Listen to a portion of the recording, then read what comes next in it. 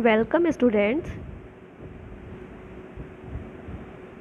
आज का हमारा टॉपिक है एमनियोसेंटेसिस, जिसे हम हिंदी में उल्वबेधन भी कहते हैं।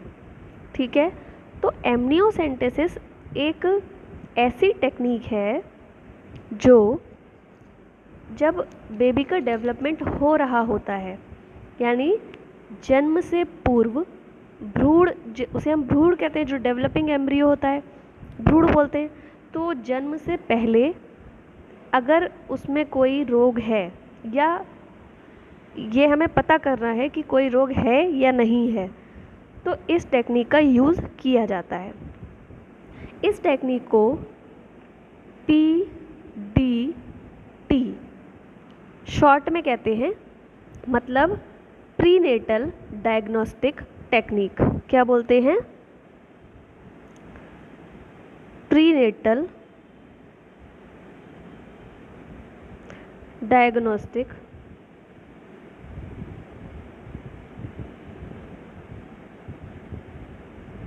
टेक्निक, प्रीनेटल डायग्नोस्टिक टेक्निक, और शॉर्ट में PDT कहते हैं।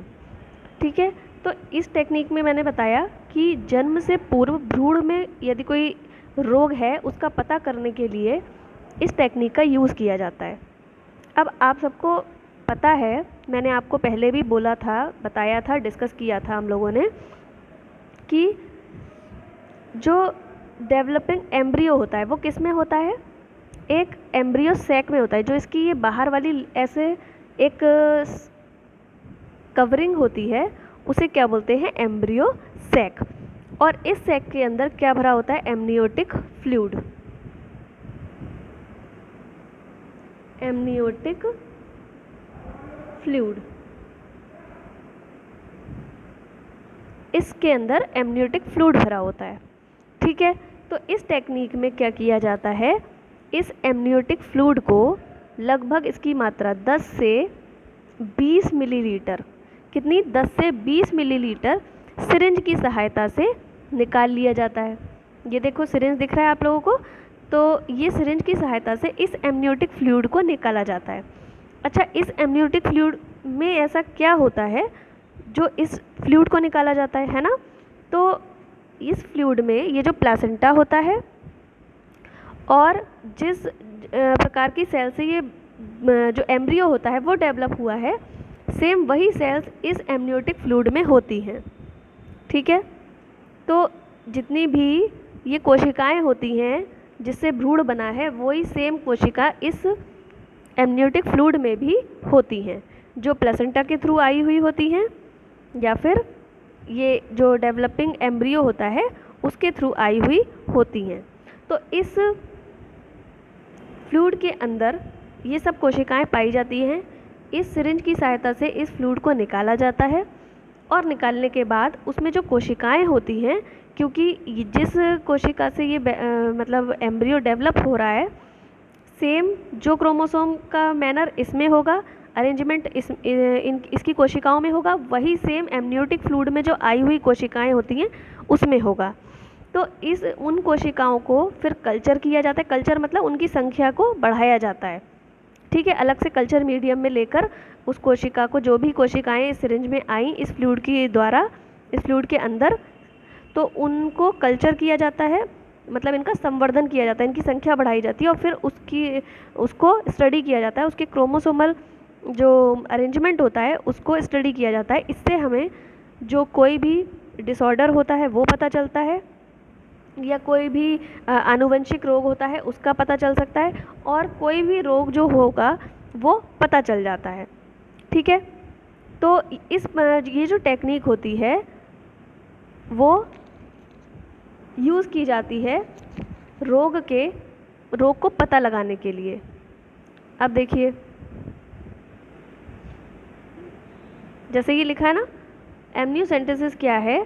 अ प्रीनेटल डायग्नोस्टिक टेस्ट इन विच, जिसमें small amount of amniotic fluid, जिसका एक मतलब थोड़ा सा भाग या छोटा सा अमाउंट लिया जाता है एमनियोटिक फ्लूइड का, इज रिमूव्ड टू डिटरमाइन, क्या निर्धारित करने के लिए? जेनेटिक एबनॉर्मेलिटी, मतलब कोई भी अगर जेनेटिक डिसऑर्डर है या कोई रोग है उसको पता लगाने के लिए इस एमनियोसेंटेसिस टेक्निक का यूज़ किया जाता है। अब देखिए, जैसे जो मैंने आपको वही बताया वही इस एनिमेशन में आप देखेंगे।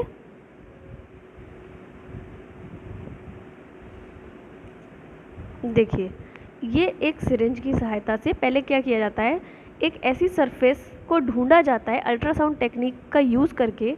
अल्ट्रासाउंड पहले किया जाता है, फिर ये मतलब देखा जाता है, बेबी को चेक किया जाता है उसकी हार्ट बीट वगैरह सब नॉर्मल है या नहीं है। फिर एक ऐसे स्थान का पता लगाया जाता है, मतलब जो सेफ़ हो, जिससे कोई दिक्कत ना हो, आगे कोई प्रॉब्लम ना हो। जब वो सरफेस पता चल जाता है तो एक सिरिंज की सहायता से इसमें से जो एम्ब्रियो सैक मतलब एमनियोटिक सैक होता है, उसके अंदर जो एमनियोटिक फ्लूइड होता है उसको निकाला जाता है। तो मतलब इस प्रोसीजर को करने के क्या रीज़न होते हैं वो देखते हैं कि जैसे अगर एज 35 या इससे ज़्यादा है किसी भी लेडी की या पर्सन की, तो उनको जो है वो तब किया जाता है कि अगर कोई रोग ना हो या कोई भी दिक्कत ना आए। और इसके बाद यदि अगर प्रेगनेंसी या डेवलपमेंट एम्ब्रियो का होता है वो पहले हो रहा है, तो अगर कोई दिक्कत नहीं आए इसलिए किया जाता है। ब्लड टेस्ट, अल्ट्रासाउंड, इन सब के लिए मतलब जो भी कोई डिसऑर्डर होता है उनको देखने के लिए इस टेक्निक का यूज़ किया जाता है।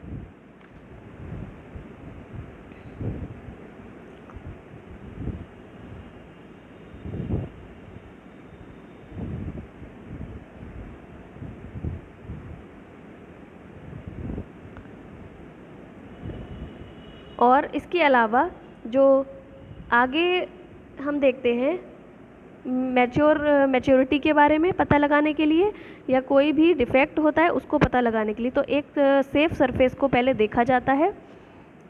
उस सरफेस के थ्रू वहाँ पर एक सिरिंज को एंटर कराया जाता है। इस प्रकार से एक सिरिंज को एंटर कराया जाता है और यहाँ से एमनियोटिक फ्लूइड को लिया जाता है। आप देख सकते हैं किस तरह से लिया जा रहा है।